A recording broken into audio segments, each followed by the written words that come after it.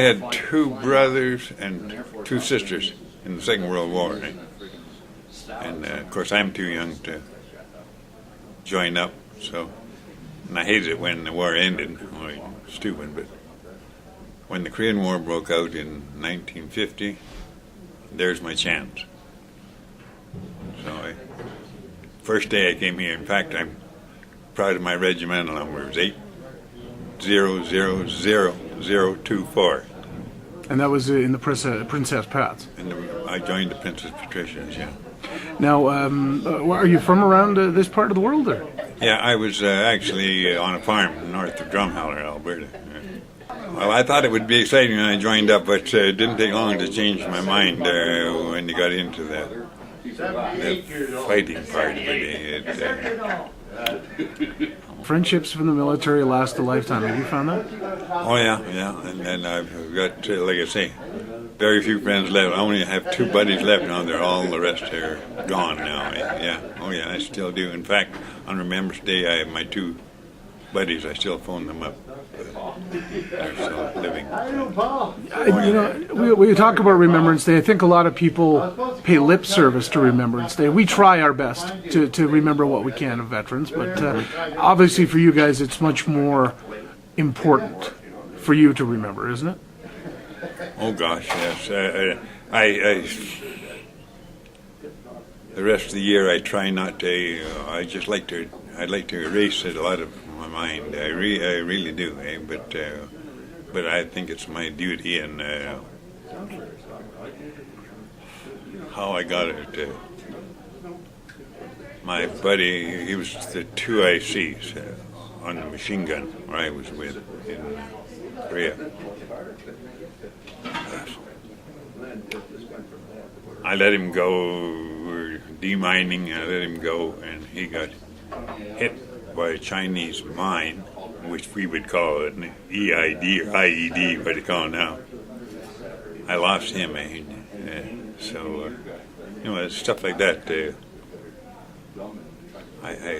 I think of him more than anything.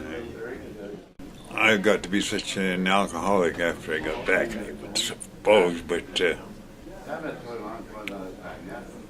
then a nurse came along and said, you've got to get some help.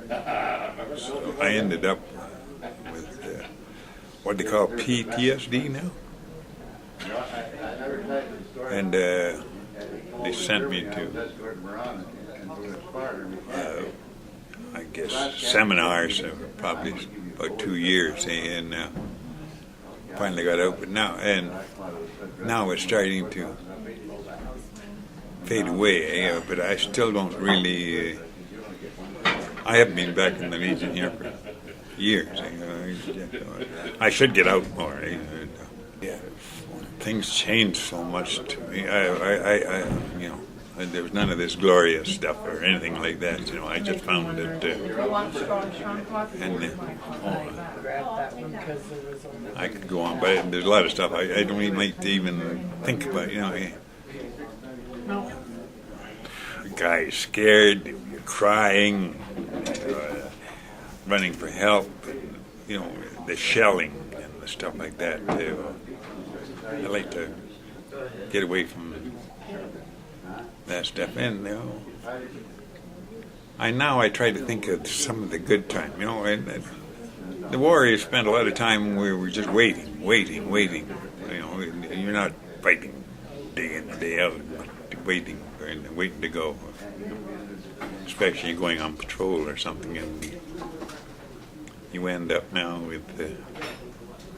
Am I going to be next? Or is my buddy going to? I'm trying to get over that anyway. Going back into civilian, I found out that they were pretty good, and now children or young people, they treat me a lot better, or seem to sympathize with me anyway. But no, I find it not too bad. I was in Vietnam with the International Commission, and I spent 9 weeks in North Vietnam with the International Commission, and I was there for 9 weeks. And then I went to Laos, Vientiane, and then Cambodia, and the last 2 months was in Saigon. And this was all, and you were in the Canadian military at the Yeah, time. it was 1966.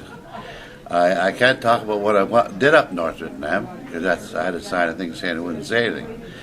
But I went there not as a soldier. I went there as external affairs, right? So I could move around Hanoi.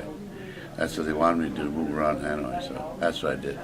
So you sounded like you were, well, I guess for lack of a better word, it's almost like you were a spy. More or less. They snuck me out of there when they found out what I was doing.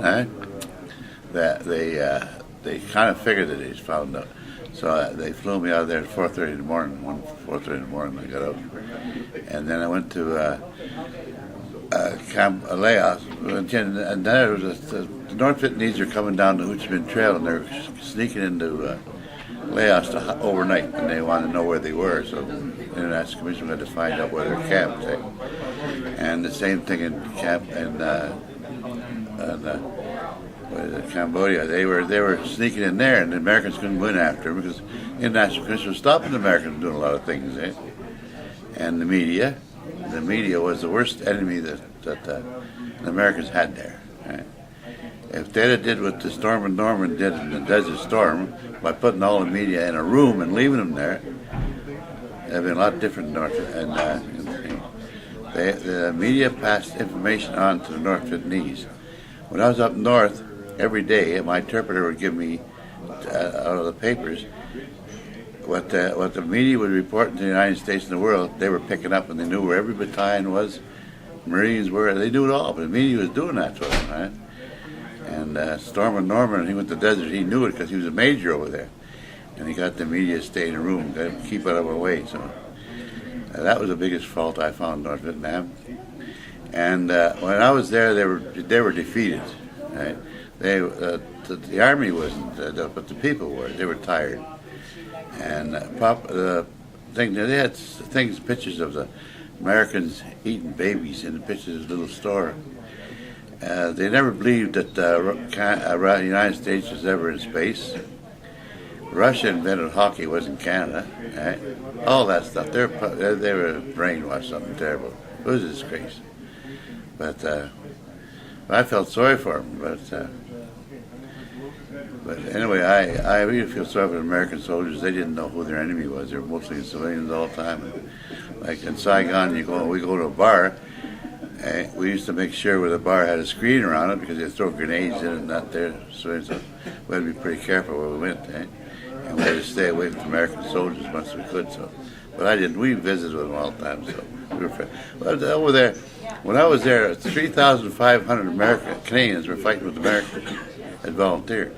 So we used to meet them in downtown and talk to them. So, I'll tell you something.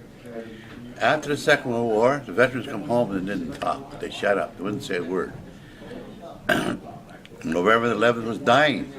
And all of a sudden they realized what they're doing wrong. And people started going to schools and talking to the schools.